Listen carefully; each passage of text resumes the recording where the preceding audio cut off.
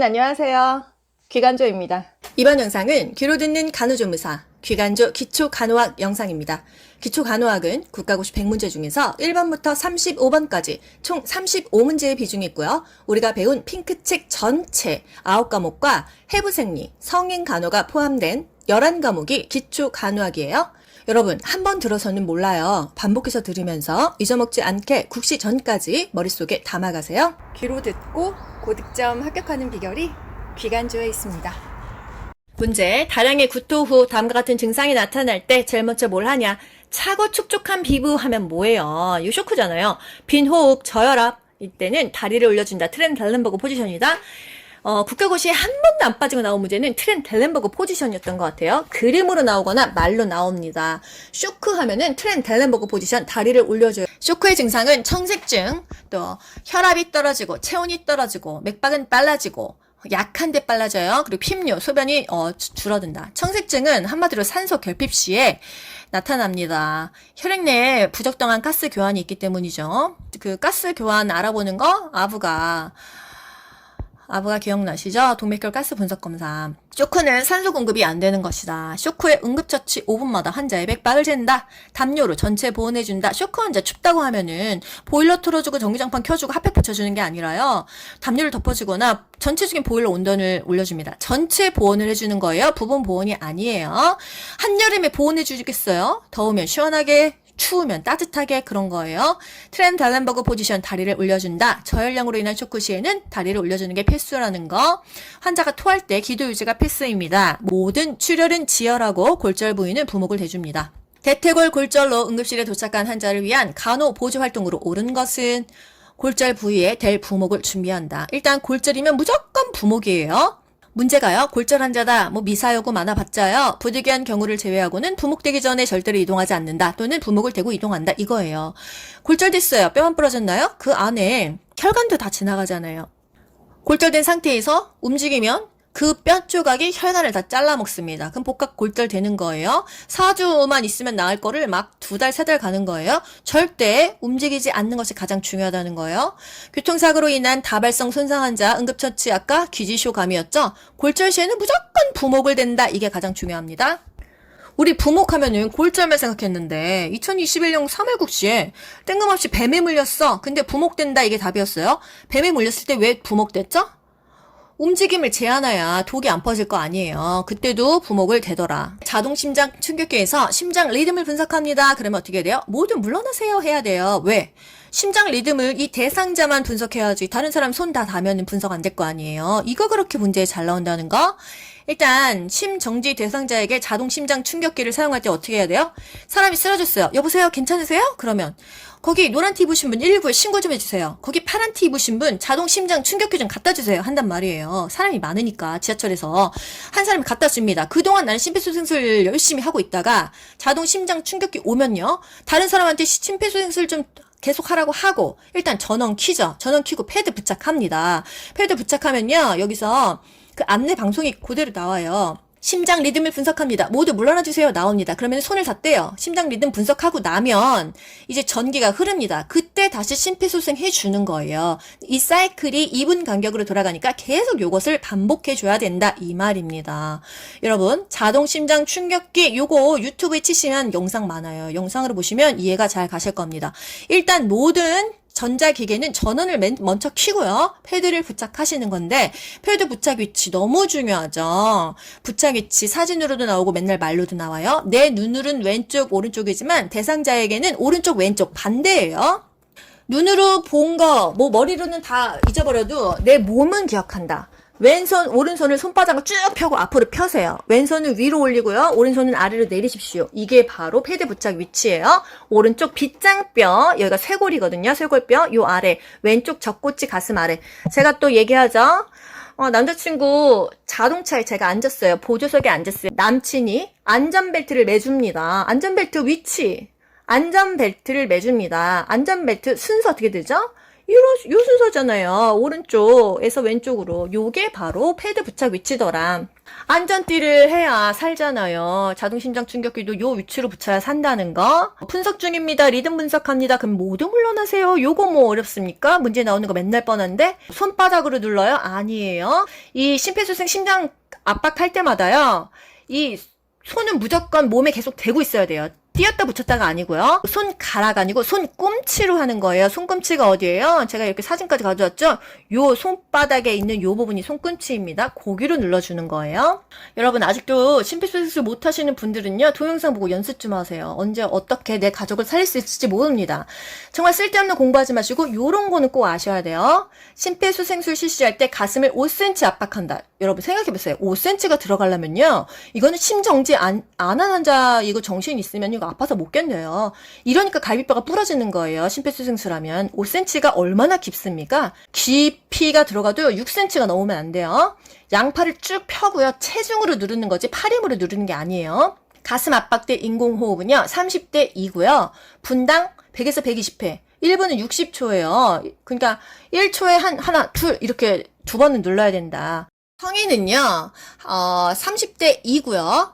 소아나 영아 같은 경우는 한 명이면 30대 2로 눌러주고요. 두 명이면 15대 2로 갑니다. 근데 의료 제공자만이에요. 길거리에서 그냥 사람들이 돕는 거는 30대 2로 가시고요. 두 명인데 두 명이 다 그 구급차에서 내린 응급 제공자야. 그랬을 때만 15대 2입니다. 30대 2를 반으로 나눈다고 15대 1이 아니고요. 15대 2예요. 이것도 또 15대 1로 보기 나오잖아요. 은근히 헷갈립니다. 다 제 경험이에요, 여러분. 의료 제공자 2명이 동시에 응급으로 유아에게 심폐소생술을 실시할 때 흉부 압박과 인공호흡의 비율은 15대 2다. 의료 제공자 2명이면 15대 2고 그냥 한 명이면 30대 2다.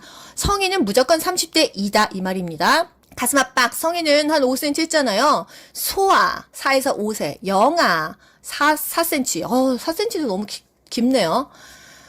손가락이 가슴에 닿지 않게 손꿈치로 합니다. 심폐소생술 순서 반도 가기 인상 반 여보세요 괜찮으세요? 언어적 자극 반응을 확인합니다. 도움 요청 거기 빨간 티 입으신 분 119에 신고 좀 해주세요. 거기 파란 티 입으신 분 자동 심장 충격기 좀 갖다 주세요. 그리고 나서 심폐소생 들어가는 거예요. 심장 압박 가슴 압박이죠. 그 다음에 폐 후후 불기 전에 기도 이렇게 턱 쭉 빼서 기도 유지한 다음에 인공호흡 하는 거예요. 상태 보면서 사이클 돌립니다. 아시겠죠? 여기서 또 물어보는 거. 기본적으로 심폐소생 갈 때는 심폐, 가슴 압박 들어가고 기도 유지하고 폐 이렇게 후후 불어주는데 익수시에 물에 빠졌을 때는 심폐소생 순서가 달라요. 일단요 물에 빠졌어요. 그러면 기도 유지를 먼저 하고 그 다음에 인공호흡하고 가슴 압박이 마지막이라는 거예요. 물에 빠졌어. 기도 유지하고 후후 인공호흡 들어간 다음에 가슴 압박 들어간다는 거. 그래서 물에 빠졌을 때는 평소에 하던 거랑 다르더라는 거. 둘 다 외우지 말고 평소에 하는 걸 외우세요 그냥. 코피 문제 자주 나옵니다. 코피는요 제일 중요한 거 일단 고개를 앞으로 숙이는 거예요. 뒤로 제끼면 안 됩니다. 그냥 코피가 뒤로 제끼면요 꼴락꼴락 목으로 넘어가서 살에 걸려요. 기도 막혀요. 앞으로 숙이고 의자에 앉는다. 냉찜질이에요. 그리고 피는 뱉을까요? 삼킬까요? 우리 어디선가 삼키는 것도 배웠어요. 코피는 무조건 뱉습니다. 비이상해요. 코피는 삼키지 않아요. 우리 언제 삼켰어요? 치과에서 입 뽑았을 때 입에서 나는 피 그때 삼켰어요. 그건 왜 삼켜요? 입 뽑았습니다, 여러분. 솜을 1시간 꼭 물고 있으라고 해요. 피를 이렇게 찝찝해서 이렇게 압력 이렇게 해가지고 패 뱉었어요. 피가 계속 납니다. 음압에 의해서 피가 계속 나요. 그래서 치과적인 거는 무조건 피를 삼켜주는 거고요. 코피는 비위가 상하기 때문에 안 삼킵니다. 아시겠죠? 30분 지났는데 코피가 계속 나. 병원 가야 돼요. 비출혈, 코피, 코비자죠? 비염이라고 하잖아요. 코피입니다. 비출혈이 설마 코피인지 모르시는 분 계실 것 같아서 말씀드리는 거예요. 고개 앞으로 숙이지 뒤로 제끼지 않는다는 거. 또 냉찜질 하는데 어디다? 목덜미나 콧등에다 한다. 입으로 숨 쉬어요. 코가 막혔으니까 입으로 넘어온 피는 뱉습니다. 이게 그렇게 맨날 나오잖아요. 그리고 공부하던 애가 갑자기 코피가 났어. 운동장 뛰던 애가 코피가 났어. 뭐가 달라요? 운동장 뛰던 애가 코피가 났어. 그럼 너무 어떤 원인이 명확하잖아요. 그랬을 때는 그냥 뭐 지혈한다, 고개 앞으로 숙인다, 이게 답이지만, 공부하던 애가 갑자기 코피가 났어. 코피의 양상을 살핀다, 이게. 얘가 무슨 뇌에 문제가 있어서 코피가 날 수도 있고, 여러 가지 다른 원인이 있을 수 있으니까 코피의 양상을 살핀다는 얘기예요. 원인을 모르니까요. 드디어 독사 나왔네요. 독사에게 다리를 물렸을 때 응급처치 방법으로는 뭐가 좋냐? 아, 독사, 뱀에 물렸는데 왜 부목으로 고정해? 왜 부목 고정했어요? 안 움직여야 되니까요. 환자는 되도록 움직이지 않는다. 환부를 부목으로 고정한다. 움직임을 최소화하기 위해서죠. 물린 부위가 심장보다 아래로 있습니다. 이게 중요해요. 위로 올리면은 그게 다 심장으로 퍼져버리니까요, 독이. 심장으로 들어가는 정맥 혈관을 차단해야 되기 때문에 어디를 묶어요? 내가 물린 부위보다 3cm 위를 묶어요. 위를. 응? 물린 부위는 심장보다 아래로 하는데 묶으려면 위를 묶는다. 이게 위로 해서 심장으로 올라가니까 위를 묶는다. 왜? 여기서 지금 다리가 물렸어. 이 다리보다 3cm 이 위를 묶어야지 심장으로 안 들어갈 거 아니에요. 그쵸? 또 물 먹으면 안 됩니다. 독이 더 잘 퍼져요. 칼로 자르고 막 이거 쭉쭉 빨고 이거 안 됩니다. 그러니까 영화나 드라마가 너무 잘못됐어요. 뱀에 물렸을 때 얼음찜질을 하지 않는 이유는 뭐죠? 예전에 얼음찜질 했는데 갑자기 2020년 하반기에 바뀌었어요.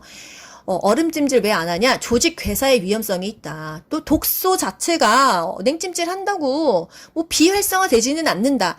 뭐 이렇게 변했는데 사실은 근데 좀 되지 않을까요? 얼음으로 하면. 근데 이제 그런 거에 신경 쓰지 말고 다른 거에 더 신경 써라. 이렇게 바뀌었겠죠? 근데 곤충에 물렸어. 곤충 독은 어떻게? 일단 침을 빼죠. 뭐 우리 교과서에서는 우리 신용카드 같은 거 이렇게 빼라고 하잖아요. 벌 물렸어 그러면. 그리고 나서 독소가 흡수되는 것을 감소시키기 위해서 얼음 주머니를 댄다. 그러니까 뭐 곤충 물린 정도는 얼음 주머니 괜찮은데 뱀에 물렸을 때는 얼음 찜질이 큰 의미가 없다. 이런 건가 봐요. 사실 뭐 산에 가서 뱀 물리는 경우가 많은데 거기 얼음이 어디 있겠습니까? 같은 맥락의 키워드라고 볼 수 있겠는데요. 벌에 쏘인 대상자, 전신의 알레르기 반응을 관찰한다. 이런 국가고시가 나왔습니다. 한마디로 아나필락틱 쇼크를 확인한다는 얘기죠.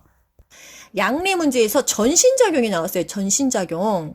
전신작용이 뭐예요? 약발이 온 몸에 퍼지는 게 전신작용이고 국소작용, 부분적으로 퍼지는 게 국소작용이다. 그리고 선택작용은 뭐예요? 어떤 조직 장기와 특별한 친화성을 가지고 있어서 어떤 방법으로 투여하든지 약물이 친화성이 있어서 그 조직 장기에서 양리작용을 일으키는 게 선택작용이다. 이게 뭔 소리예요? 예를 들어서 머리가 아팠을 때 타이레놀을 먹습니다. 생리통이 있어도 타이레놀을 먹어요. 약은 똑같은데 내가 머리가 아프면 그 머리 아픈 쪽으로 이 약이 선택적으로 작용하고요. 내가 생리통이 있으면 그 약이 생리통 쪽으로 작용한다는 거예요. 그래서 그 약의 성분에 따라서 내가 필요하면 선택한다 이렇게 이해할 수는 있는데 이 말 자체가 국시 많이 나왔었는데요. 어렵죠. 어떤 방법으로 투여하든지 내가 타이레놀을 어떻게 먹든지 간에 그 약물이 타이레놀의 성분이 친화성이 있어서 그 조직 장기에서 양리작용을 일으킨다. 아, 타이레놀이 내가 머리가 아프면 머리로 가고 생리통이 있으면 배로 간다. 이렇게 기억하는 게 선택작용이다. 아, 선택해서 지가 알아서 내 몸으로 가는구나. 이렇게 기억하시고요. 또 부작용은 뭐예요? 원하지 않는 작용이에요. 필요하지 않은 작용이 부작용이다. 또 건강을 너무 심하게 해쳐 생명의 위험을 줘. 이것은 독작용이에요. 독해, 독작용. 약 먹었는데 약발이 시작됐어. 이것을 작용 개식이라고 하고요. 처음 투약한 약 농도가 반으로 감소하는 데 소요되는 시간이 반감기입니다. 이게 뭔 말이에요? 약 먹은 지 몇 시간 지나면 약발이 반으로 떨어진다. 이게 반감기라고 생각하시면 되고요. 약물을 복용하고 혈장 내에서 유지되는 약물의 농도가 정체기입니다. 예를 들어서 약을 8시간 간격으로 하루에 3번을 먹으라고 했으면 이 약의 정체기는 8시간이다 이런 거예요. 이 중에 하나가 시험에 꼭 나오는데 여러분 그냥 귀로 들으면서 한번 익혀보세요. 그리고 약물에 영향을 주는 요소도 중요한데요. 이렇게 하면 진짜 다 해야 돼요.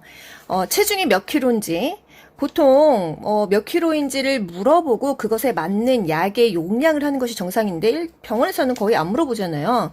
그리고 나이, 그리고 성별, 여자나 남자냐. 여자, 남자에 따라서 근육량도 다르고 몸무게도 다르기 때문에 이게 다 약물 작용에 영향을 줍니다. 약물 투여 시기, 공복이냐, 밥 먹고 먹는 거냐. 공복이면은 약 흡수는 빠르지만 속을 버릴 수 있겠죠? 그리고 투여 경로, 주사를 맞을 거냐, 입으로 먹을 거냐, 특이 체질이 있느냐, 심리적인 요인, 플라시보 효과, 가짜 약 줘도 의사가 이거 약 주니까 나 나을 것 같다, 신약 먹었다, 이렇게 생각할 수 있잖아요. 심리적인 요인이 크다는 거, 그리고 환경적인 요인, 기온이 너무 춥거나 낮거나 했을 때 몸이 면역력이 떨어지겠죠? 이런 것들이 다, 그 약물 작용에 영향을 주는 요소더라. 황달 광선요법 체위 변경 2시간마다 해준다. 이거 조금 전에 했던 거예요. 간호조무사의 직업적 태도 여기도 항상 나옵니다. 치과, 자외선 소독 요거 뭐냐?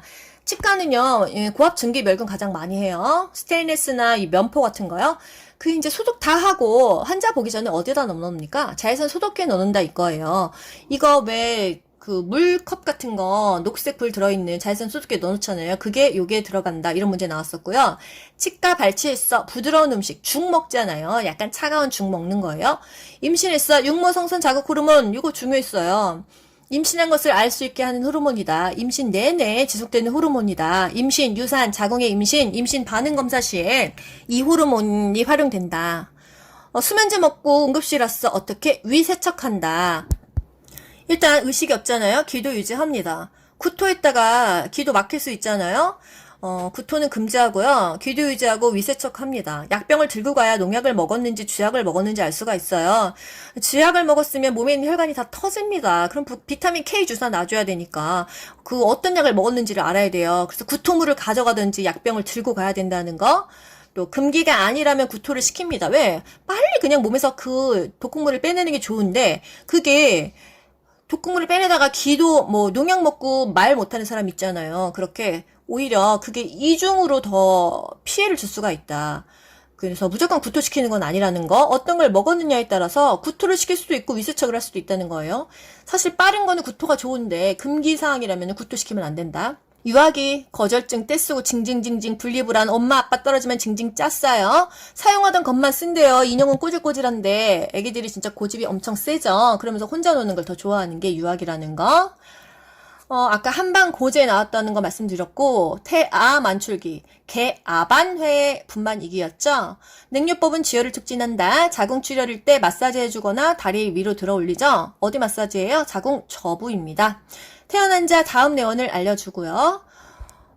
침 알코올 소독하지 않고 침도 다 멸균기에 돌립니다. 파상풍 자상 이런 문제 나왔었는데요. 이제 못에 찍혔어요. 이거는 파상풍 종류 중에 뭐냐 이런 문제 나왔습니다. 자상이다 자상. 모나리 자상. 제가 이걸 그때 모나리자 액자 걸다가 못에 찔렸다. 모나리 자상이에요 이랬는데 이 문제가 바로 나왔었어요. 그리고 일정한 시간에 배변 본다. 이 문제는 요실금 문제인 것 같습니다. 의식이 있는 하임리법. 의식 있으면 배 뒤에서 쿡쿡쿡 해주고 의식 없으면 눕혀놓고 복부를 쿡쿡쿡쿡. 신생아의 생리적 체중 감소. 태어나서 3, 4일 이후에 체중의 5에서 10% 줄어든다 아까 했고요. 노인 변비. 섬유질 먹어라 물 먹어라. 배뇨가 곤란하다면 물소리를 들려준다. 뜨거운 물 버준다. 뜨거운 찜질한다. 남자는 서서 싼다. 아이 배변 훈련 충분한 시간을 가지고 기다려준다 했어요. 혼내봤자 야뇨증밖에 더 오겠습니까? 문제 임신 16주에서 20주 하면은 사실 딱 나와야 돼요. 매독이에요. 4, 4, 16 임신 4, 5개월이에요. 이때는 매독이다. 임신 초기에 임산부가 감염됐다. 태아의 선천성 기형을 초래한다. 그럼 풍진입니다. 뭐가 달라? 임신 초기면은 풍진이고요. 임신 중기면은 매독이에요. 초풍, 중매 이렇게 기억하세요. 기절 초풍하겠네. 초풍, 중매. 초기에는 풍진, 중기에는 매독이다. 만약에 풍진 걸렸어. 아기가 어떤 그 기형이 생깁니까? 엄마가 풍어를 읊어요. 띵띵띵띵. 그래도 못 들어. 귀머거리가 된다. 엄마가 당뇨병이야. 아기가 어떤 기형이 왔어요? 거대아가 나온다. 매독은 뭘로 고치죠? 항생제, 페니실린으로 고쳤어요. 풍진은요, 임신 초기잖아요. 임신 후 90일 이내에 감염되면 선천성 기형을 초래한다. 빨리빨리 고쳐야 되겠죠. 그 매독 검사 VDRL이었죠? 우리 그 의료법규에서 기억나시죠? 부적격 혈액, VDRL 검사에서 이 매독이 있으면은 급히 부적격하다. 수혈하지 않았잖아요. 염증 시 국소적인 4대 증상, 이거는 국가고시에 나온 건 아니었지만 모의고사에 맨날 나오니까 일단 염증이 있습니다. 뭐 만약에요 염증이 이제 내 몸에 있다고 생각해 보자고요. 일단 열납니다. 발열, 발적 붉어요. 통증이 있고요. 종창이 뭐죠? 붓는 거예요. 열나고 빨갛고 붓고 아프다. 근데 여기서 발진이라는 게 들어가요. 발진은요 피부 트러블이잖아요. 요걸 빼시면 되겠습니다. 그래서 적열통종 외우세요. 적열통종 발적 열 발열 통증 종창이 부종이다. 38도 이상의 고열이 있는 경우에 미온수 또는 얼음 베개를 해주면서 발은 따뜻하게 한다. 손발은 따뜻하게 해주어서 말초혈관 순환을 증진시킨다. 손발까지는 차게 하지 않았어요. 미온수. 만약에 제가 38도예요. 열이 애기들이. 근데 2도씨 낮은 거. 몇 도죠? 36도죠. 고 온도로 미온수를 만들어서 15분, 20분 실시를 합니다. 알코올로 열 내리거든요. 이때 알코올 농도는요. 35에서 50%예요. 우리가 소독할 때 알코올 농도는 70에서 75였어요. 체온은 반드시 이거 하고 바로 재는 게 아니라 30분 후에 잽니다. 수분 섭취를 많이 해야 열이 내리겠죠? 수치료법 이거 했는데 다시 한번 정리해드렸어요. 16에서 42도 26도 차이죠? 뭐 심장이나 뭐 이렇게 허약한 환자들 어떻게 했어요? 10도씨 내외 3, 40도를 했었다. 창상, 피부에 손상된 게 창상입니다. 창상의 종류는 찰과상, 열상, 절상, 결출, 교상이 있어요. 교상은 뱀에 물렸다. 고양이 개에 물렸다. 교상이고요. 찰가상은 긁혔어요. 우리 싱싱이가 나 긁었어. 찰가상이에요. 열상, 애기 날 때 다 막 그 주변 찢어지는 게 열상이에요. 절상, 배인 상처. 절에 가서 배 깎아 먹었어. 배인 상처. 결출, 절단 났어. 손가락 다 잘렸어. 결출입니다. 모나리자 액자 걸다가 못에 찔려서 자상 입었다. 요거 바로 국가고시에 나왔었다는 거. 그거는 자상이고요. 모나리 자상이고요. 앉을 좌상. 앉을 좌는지는 모르겠지만 좌상은요. 맞거나 눌린 상처입니다. 28일 주기로 규칙적인 월경하는 여성, 마지막 월경 첫째 날이 3월 1일이면 다음 배란일은 며칠인가? 우리 임신 예정일은, 분만 예정일은 9도하고 7도 했는데, 배란일 갑자기 또 기억 안 나. 헷갈려 죽겠어. 이건 뭐죠? 월경 예정일 빼기 배란일 14일을 하면 되는 거예요. 월경 첫날에다가요, 그 주기 28일을 더합니다. 그러면 3월 29일이 다음 월경 예정일이란 말이에요. 저 같은 경우도 28일 주기로 월경을 하면요, 오늘 시작한 날 플러스 28일이 다음 월경 예정일이에요. 이걸 이제 달게 표시를 한단 말이에요. 그랬을 때 배란일은요, 14 플러스 마이너스 2일이니까 12에서 16일까지가 배란일인 거예요. 그래서 3월 29일 빼기 14일은 29 빼기 14는 15잖아요. 그래서 이게 다음 배란일이라는 거예요. 그래서 월경 예정일에서 14를 빼는 게 다음 배란일이다. 그럼 월경 예정일은 어떻게 구해? 월경 첫날 플러스 28을 한다. 28일 죽이면 28일 하고 30일 죽이면 30을 더하면 되는 거예요. 월경 예정일에서 배란일 14를 그냥 빼는 게 그게 바로 다음 배란일이다. 이런 문제까지는 나오면은 이거는 뭐 틀려도 돼요. 어려워요 너무. 그다음에 회음 절개했어. 분비물이 배출되기 위한 자세는 좌위 앉아라. 자궁 회복 치유 자세는 수룡이. 연료법 회음부 간호는 배횡하위. 치유 촉진을 위한 조치는 좌욕을 해라. 좌욕 83 40에서 43도 5에서 10분. 영좌침 영아 목욕 좌욕. 침상 목욕은 5에서 10분이었어요. 프로게스테론은 자궁 내막을 유지한다. 자궁의 수축력을 감소한다. 조산을 예방하는 호르몬이다. 자궁 내막의 증식하는 것은 에스트로겐, 자궁 내막을 유지하는 것은 프로게스테론이다. 거의 다 왔습니다. 협심증 발생 시 투여하는 혈관 확장제 니트로글리세린이죠. 설하투여, 혓바닥에 투여합니다. 혓바닥 아래에다가. 협심증은요, 심장에 피를 공급하는 관상 동맥이 좁아져서 동맥 내에 혈전이 생기거나 동맥이 수축하면서 가슴에 통증이 오는 거예요. 유튜버 신사임당이 갑자기 너무 무리해서 아파서 병원 갔더니 협심증이라고 했었어요. 그래서, 우리 싱싱이가 울고 있는데, 코코구나.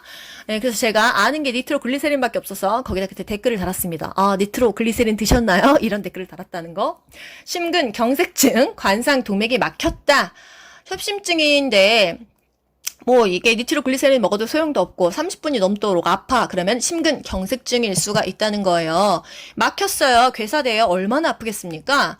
응급실 갑니다. 그러면 거기서 산소 공급하고요. 심전도 합니다. 그리고 나서 절대 안정시키는데 변 완화제를 뜬금없이 줘요. 변비가 걸리지 말아라. 이게 너무 무리가 가니까 미주신경까지 무리가 간다.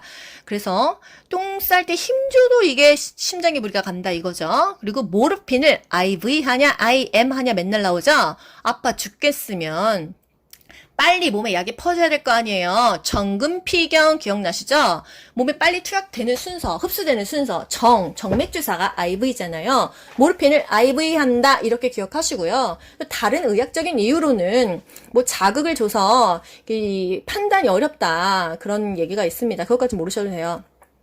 사용 후에 남은 마약 처리는 약국에 반납합니다. 그리고 약장 무조건 잠그잖아요. 왜? 오용 방지를 위해서예요. 막 직원이 맨날 그거로 프로포폴 맞고 이러면 안 되잖아요. 도난 방지가 아니라 오용 방지라고 합니다. 그 건열 램프로 치료한다 했을 때 몇 와트는 몇 센치 뛰냐 이거요. 이런 문제까지 좀 안 나왔으면 좋겠는데요. 30와트는 30cm, 40에서 60은 숫자 그냥 비슷한 거 고르시면 돼요. 45에서 60cm, 60은 60이다, 30은 30이다. 그냥 크게 외우세요. 분만의 전구 증상, 하체가 파이거 빈태 기억나셨죠? 아까 했던 거. 임신 초반기 출혈성 합병증, 임신 후반기 출혈성 합병증. 요거 과거 국시에 나왔어요. 외워야죠 뭐. 후전태 외우세요. 후전태. 후옥항 기억나시죠? 후옥항 뭐예요? 뇌하수체 후엽에서 나오는 거 옥시토신 항이용 호르몬이었고, 후전태 전치태반 태반 조기박리였다. 태반 조기박리였다. 전치태반은 통증이 없어. 또 태반 조기박리는 통증이 있어요.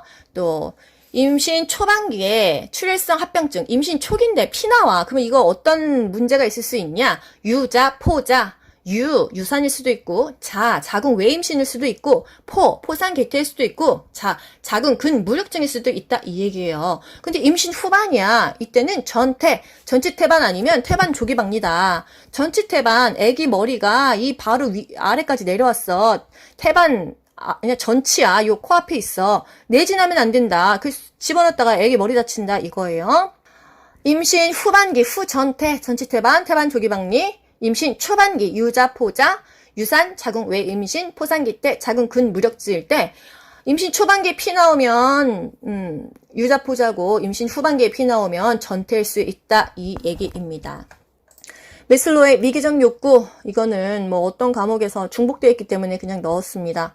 생리적인 욕구, 안정의 욕구, 소속의 욕구, 자아 존중의 욕구, 자아 실현의 욕구가 있다는 거. 일단 생리적인 욕구, 배고픈 거, 똥 싸고 싶은 거, 오줌 싸고 싶은 거, 이런 것들이 문제죠. 폐렴 환자가 호흡이 곤란해. 일단 생사의 기로에 있어 이것을 생리적 욕구로 본다는 거. 안정의 욕구, 목발 짚고 계단 가다가 꼬꾸라질 것 같아. 이때 계단에서 불안을 호소한다면 안정의 욕구이다. 생리적인 거, 안정의 욕구 해소되면 나 이제 어디에 소속되고 싶다. 그 다음에 자아 존중해달라.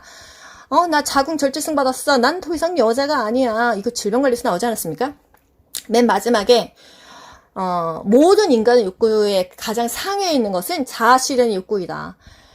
돈 벌려고 아둥바둥 하다가 돈 다 벌면은 소속감을 느끼고 싶고, 나의 이제 자아 존중감, 그 맨 마지막에는 자아 실현이 우리의 욕구이다. 그래서 지금 간호조무사 공부하시는 여러분들이 지금 생리적 욕구로 막 급하게 하신다기보다는 결론은 자아 실현을 하기 위한 욕구일 수 있다. 그래서 별게 아닌 게 아니라 그냥 가장 절정에 달한 인간의 욕구이다. 이렇게 생각할 수 있겠네요. 메슬로의 위계적 욕구 5단계 제일 높은 것은 자아 실현이라는 거. 우리의 실현은 합격.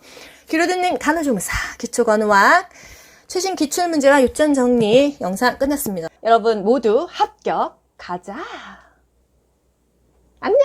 귀로 듣고 고득점 합격하는 비결이 귀간주에 있습니다. 여러분 인간적으로 좋아요 한 번씩 눌러주세요.